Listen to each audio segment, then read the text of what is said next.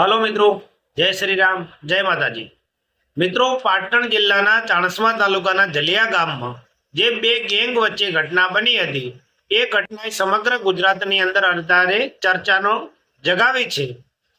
आ घटनाने लईने क्षत्रिय समाजनी अंदर भारे रोष जोवा मळी रह्यो छे। जे घटना बनी हती ए घटनाना रिकन्स्ट्रक्शन करवाना नामे पाटण अने चाणस्मा पोलीसे क्षत्रिय समाजना 18 युवानोनी धरपकड़ करीने जाहेरमां रस्ता पर वरघोड़ो काढीने जे टाटियातोड़ जे सर्विस करवामां आवी छे।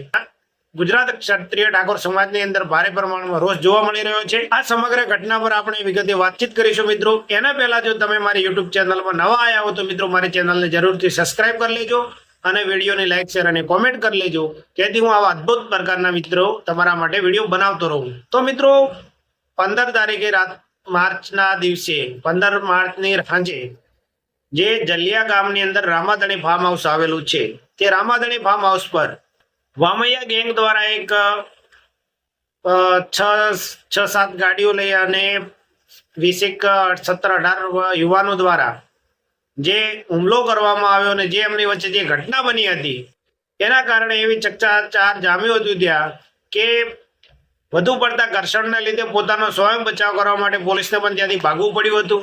અને આ સમગ્ર ઘટના બન્યા પછી ભાવેશ રબારીના ભાઈ જ્યારે પોલીસને આ વિશે ફરિયાદ નોંધાવે છે અને વામૈયા ગેંગના જે યુવાનો હોય જે એમના 17-18 યુવાનોના નામ લખાવે છે, આના પછી પોલીસ તાત્કાલિક કાર્યવાહી કરે છે અને તાત્કાલિક ધોરણે એમની ધરપકડ કરવામાં આવે છે અને રિકન્સ્ટ્રક્શન કરાવવામાં આવે છે અને એમને તાટિયાતોડ સર્વિસ કરવામાં આવે છે રોડ પર અને બીજી જાહેરમાં।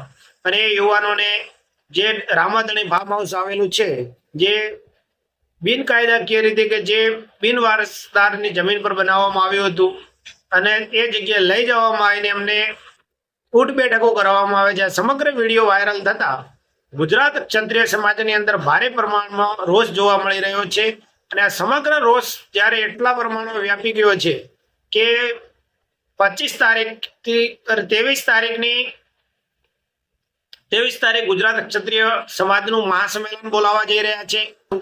ગુજરાત યુવા ક્ષત્રિય સેનાના અધ્યક્ષ અભિજીત બારડ એ કહી રહ્યા છે કે અમે કોઈ એવો અત્યારે નિર્ણય લીધો નથી કે અમે અમારું કોઈ મહાસંમેલન મોકૂફ રાખ્યું નથી, અમે 23 તારીખે જરૂરથી મહાસંમેલન યોજીશું। એના વિશે અત્યારે અભિષેક બારડ શું કહી રહ્યા છે મિત્રો, એમને એકવાર સાંભળો તમે। મહાસંમેલન વ્યક્તિગત હું કે અથવા તો મારી સાથેના 2-4 વ્યક્તિઓ નહીં, પણ આખા ક્ષત્રિય સમાજે તમામ ઠાકોરો દરબારો એકઠા થઈ અને સર્વાનુમતે સર્વસંમતિથી આયોજન કર્યું છે।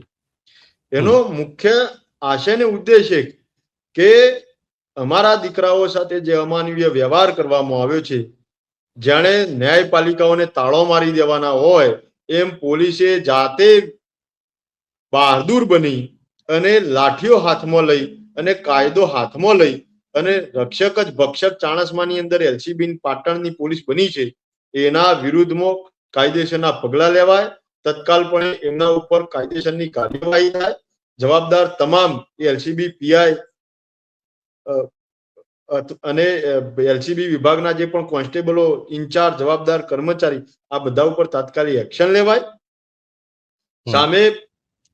સામે જે કુખ્યાત આરોપી છે જેના ઉપર ગુચ્ચી ટોક ને અપહરણ ને 307 જેવા ગંભીર ગુનાઓ દાખલ છે, એનું બેનકાયદેસર ફાર્મ જો આગળ પોલીસ પરેડ કરાવવા માફીઓ મંગાવવા અમારા દીકરાઓને લઈ ગઈ એનો સંપૂર્ણપણે ડિમોલેશન થાય અને આ વ્યક્તિનું પણ રિકન્સ્ટ્રક્શનના નામે આવા 2 ભાઈઓનું સ્થળે ચોક વરઘોડું નીકળે।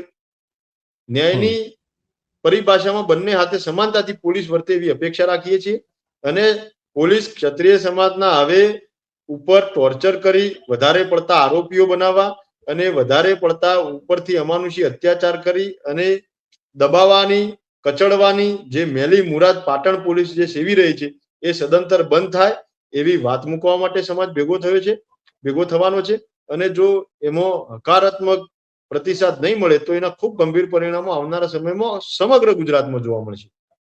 તો મિત્રો, અત્યારે ક્ષત્રિય સમાજનો ગરજતો અવાજ એટલે અભિજીતસિંહ બારડ એવા અનેક પોસ્ટરો વાયરલ થઈ રહ્યા છે એ સમગ્ર ઘટના વિશે જ્યારે અભયસિંહ બારડને પૂછવામાં આવ્યું ત્યારે એવું કહી રહ્યા છે કે સર્વસંમતિ ઠાકોર અને દરબાર એમ ક્ષત્રિય સમાજના બંને સમાજોને ભેગા લઈને સર્વની સંમતિ મળી અને બધાને સર્વાનુમતે નક્કી કરીને આ મહાસંમેલન કરવા જઈ રહ્યા છીએ.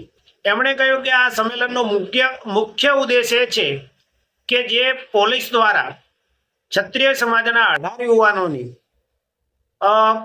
જે ધરપકડ કરીને જાહેર રસ્તા ઉપર જે સર્કસ કાઢવામાં આવ્યું અને એમને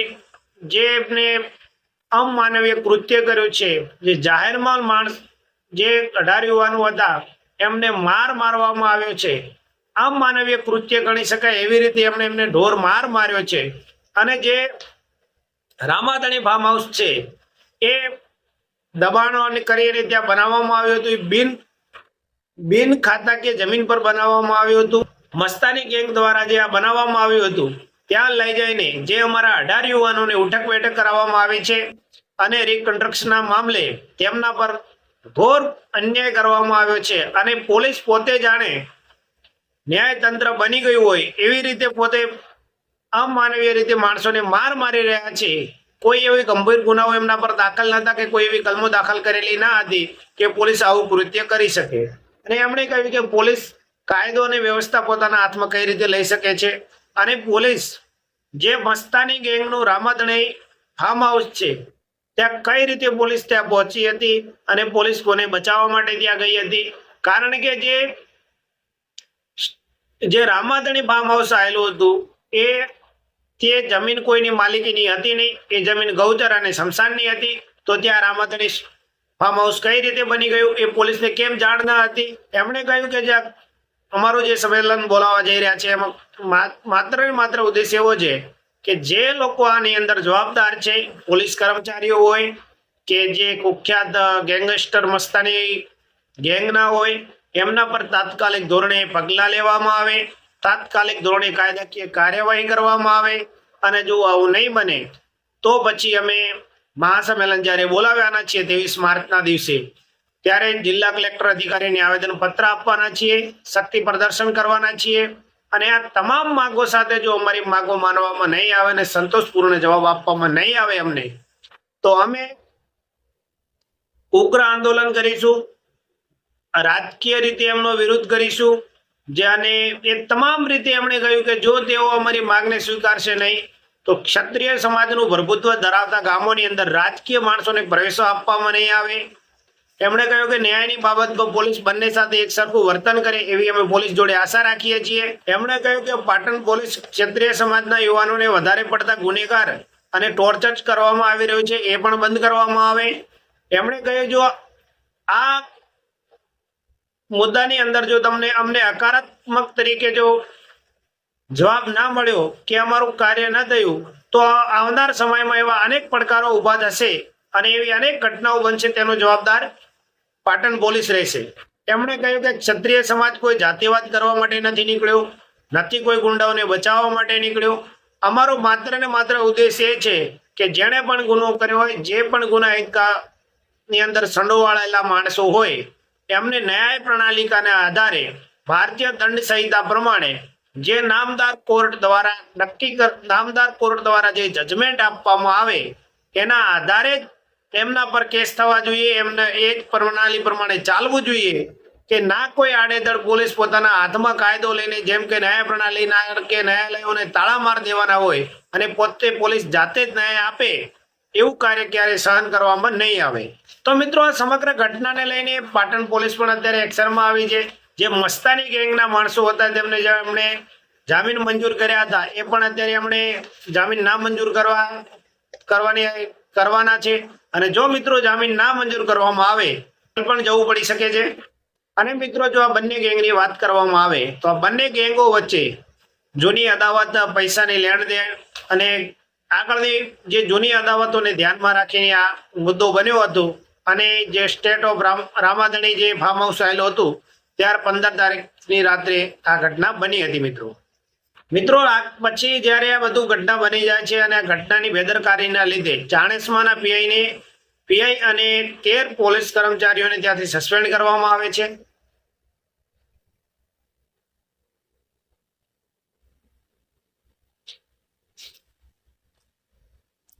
તો મિત્રો જો આ મુદ્દે આગળથી કોઈ આપણને માહિતી મળશે તો આપણે એના પર આગળથી વધુ વિડીયો બનાવીશું મિત્રો. જય માતાજી, જય શ્રી રામ.